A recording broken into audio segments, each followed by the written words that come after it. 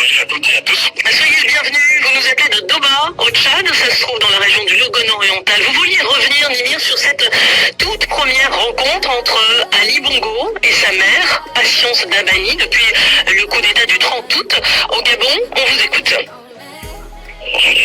Au Gabon, la mère d'Ali Bongo, Patience Dabani, a été autorisée pour la première fois à rendre visite à son fils.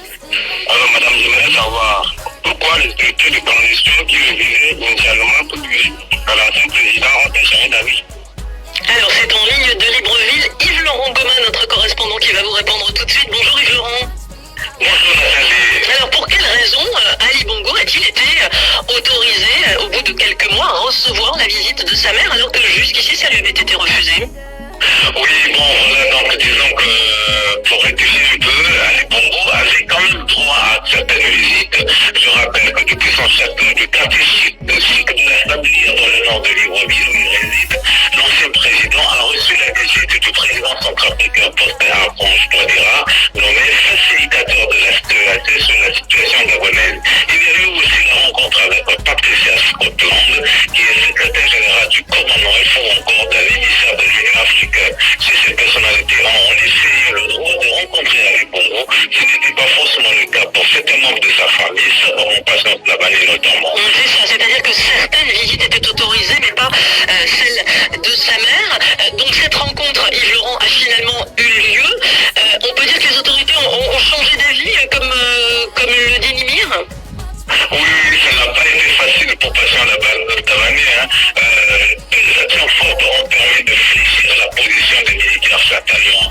Depuis décembre, Patience Dabani a laissé circuler sur les réseaux sociaux une vidéo d'elle faisant le siège durant la résidence de son fils. La vidéo a ému les Gabonais. Sentant que les militaires ne bougeaient pas, Patience Dabani a diffusé au milieu du mois de décembre des audios dans lesquels elle n'était pas tendre avec le président de la transition, Brice Clotaire Oligui-Nguema. Elle a utilisé un langage vulgaire, insultant, avant d'exiger de faire valoir son droit d'être à côté de son fils, largement commenté. Ces audios ont aussi tourné en boucle sur les réseaux sociaux. Finalement, à la veille de Noël, donc, elle a enfin été autorisée de rencontrer son fils Ali Bongo. Alors oui, on peut dire donc qu'elle a mené une sorte de campagne sur les réseaux sociaux pour avoir accès à son fils. Nimir, vous aviez deux autres questions pour Yves-Laurent Goma, allez-y. Quelque temps, j'étais entré à Ali Bongo de sa maman. Et en tant que cette visite, elle a possiblement les conditions de visite d'Ali Bongo. Alors Yves-Laurent, la rencontre elle-même, on en a vu en réalité que quelques secondes diffusées précisément sur les réseaux sociaux. Qu'est-ce qu'on en retient? En tout cas, vous avez dit, pas très grand-chose. La vidéo a été très courte, 17 secondes seulement. On y voit Ali Bongo marcher sans sa canne, embrasser sa mère et surtout Patience Dabani très excité de revoir son fils. Les rencontres entre les deux étaient très rares depuis l'accident vasculaire cérébral AVC dont Ali Bongo était victime en octobre 2018. Il se disait que l'ancienne première dame, Sylvia Bongo, n'appréciait pas sa belle-mère. Après la rencontre, Patience Dabani n'a pas publiquement communiqué. Qu'est-ce que cette rencontre nous indique, Yves-Laurent, pour la suite? Est-ce que ça signifie que les conditions de résidence d'Ali Bongo vont être assouplies?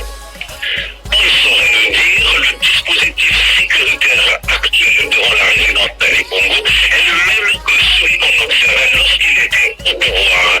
Il y a des blindés, des caméras de surveillance et des éléments de la garde républicaine. Est-ce pour le couper du reste du monde ou pour protéger son image? La question reste posée. Ce qui est vrai, c'est que les militaires ont officiellement annoncé qu'Ali Bongo est libre de ses mouvements. Il peut même aller se faire soigner à l'étranger s'il le souhaite. Deuxième acte, le président de la transition, Oligui Nguema, a décidé de réhabiliter tous les anciens chefs d'État. C'est certainement pour cela qu'Ali Bongo conserve certains privilèges. Est-il totalement libre d'aller à la mosquée ou dans un supermarché? N'oublions pas que la santé d'Ali Bongo est assez fragile, donc probablement les mesures barrières imposées autour de lui. Les amis, nous venons d'écouter l'actualité au Gabon. Donc, je ne sais pas ce que vous aussi vous en pensez sur les questions répondues par Monsieur Yves, de l'autre côté de Libreville. Vous pouvez mettre en commentaire ce que vous en pensez aussi. Et n'oubliez pas de vous abonner, liker et partager si vous pouvez. Merci.